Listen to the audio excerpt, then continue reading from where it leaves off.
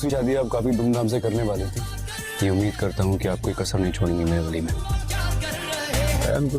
ये अपना घर पकड़ो, घर में तुमसे दुगनी कीमत में खरीदूंगा। तुम मुझे मेरा मकान देके मेरी बहन को लेके जाना चाहते हो? चलो बेटा। नफरत की वो आग कब मोहब्बत में बदल गई मुझे पता ही नहीं चला। इसी तरह अब जरूरी क्या मसला है तुम्हारा?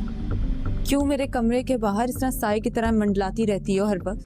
जब मैं आया था ना यहाँ तो मैं भी नफरत की आग में जल रहा था, फिर तुमने देखा और तुमसे मोहब्बत हो गई। तुम कुछ ज्यादा नहीं अपने आप को हम समझने लगी हो। और अब वक्त आ गया है सबको बताने का कि तुम्हारी इस घर में क्या अहमियत है। दुश्मन के हवाले कर दिया तुमने, वो भी एक सर की छत की खातिर। कबीर अपनी माँ से कहता है कि वो उसका वलीमा बहुत ही शान शौकत से करे, लेकिन यहाँ पर माँ बीना कहती है कि मैं सारा झंझट एक दफ़ा फिर से दोहराऊं।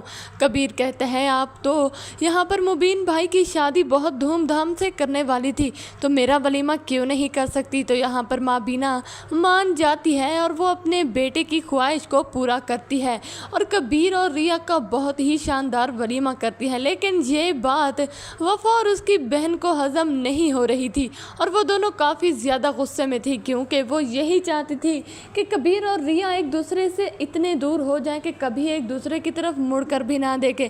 लेकिन यहाँ पर माँ बीना ने सारे उनके प्लान्स पर पानी ही फेर दिया है और उनका वलीमा रख के ये साबित कर दिया है कि ये अब मियाँ बीवी और कभी कोई भी इन्हें जुदा नहीं कर सकता। रिया और कबीर तो काफ़ी ज़्यादा खुश होते हैं, लेकिन सिकंदर का दिमाग एक दफ़ा फिर घूम जाता है। वो दूसरों की बातों में आकर एक दफ़ा फिर रिया को अपने घर ले जाना चाहता है और कबीर से कहता है कि मैं इस 2 टके के मकान के लिए अपनी बहन तुम्हारे नाम नहीं कर सकता। मैं तुमसे ये मकान दुगनी कीमत पर लूँगा और फ़िलहाल तो मैं अपनी बहन को यहाँ से लेकर जा रहा हूँ।